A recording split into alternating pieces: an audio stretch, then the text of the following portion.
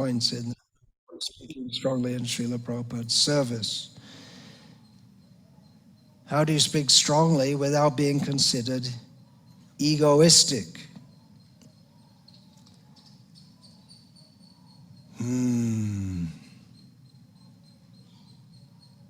What's better? Srila Prabhupada in that letter to Ludwig, if you read between the lines, you can see that Srila Prabhupada is saying it's better to be what she appeared to be fanatical. It's better to be on that platform than not. It's better to be on the platform of being extreme and maybe misunderstood and maybe not sensitive, to use that common word, in dealing with others. It's better to be on that platform and striving for Krishna consciousness than to be nice and peaceful and kind and compassionate and not be on that platform. The fact that someone's in Krishna consciousness is itself it's glorious. So we have to be careful. We have to be careful against thieves, burglars. In the Nectar of Devotion, Srila Prabhupada uses that word, burglars. He's quoting Rupa Goswami, saying that one should not like the burglars or those who are promoting material enjoyment and impersonal liberation. One shouldn't let one's bhakti be stolen away by these burglars. They came to steal our bhakti. So in the same way, if someone's coming and saying, no, it's good, you should eat some kami food. Don't be too strict, you'll become proud. Ever heard that, Gopala Acharya? When you're in Ireland? How many times a day on average?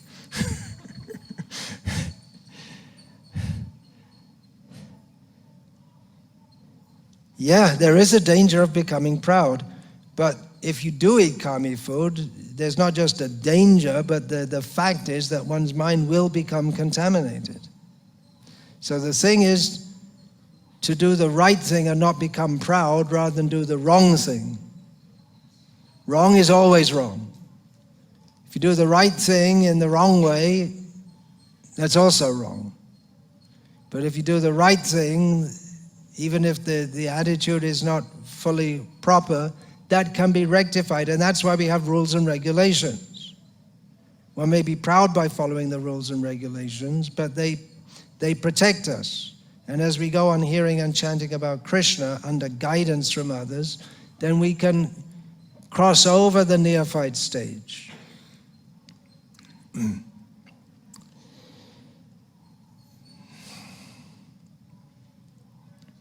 Anyway, we all have faults.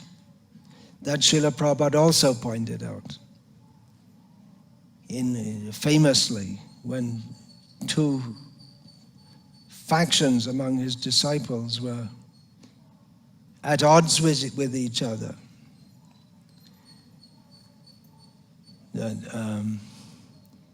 The brahmacharis and sannyasis, or many of them in America, were campaigning that all the grihastas should be sent out of the temples. Apparently, I've heard it several times, although I've not seen it in any written record. Apparently there was a suggestion at some point that all the unmarried women should be sent to Australia from America. Get them out, get them away. Srila Prabhupada didn't agree with that. The sannyasis and brahmacharis were saying, see, the grihastas, they don't follow strictly. And Srila Prabhupada said, you don't follow strictly, and I don't follow strictly. No one in this age can follow all the rules and regulations. Therefore, Hare Nama, Hare Nama, Hare Nama Eva Kevalam. Therefore, the concession is given for this age, chanting Hare Krishna. Now, that doesn't mean that Srila Prabhupada said that we shouldn't follow any rules and regulations, but he was just making the point that to follow strictly, as in previous ages, it's practically not possible. And even if you do follow strictly all the rules and regulations, unless we develop love of Krishna by chanting Hare Krishna, then what's the point? So the rules and regulations are not the point in and of themselves, but they should be adopted for the sake of Krishna. Krishnate akhila cheshta. One should do everything for the pleasure of Krishna. And the rules and regulations are given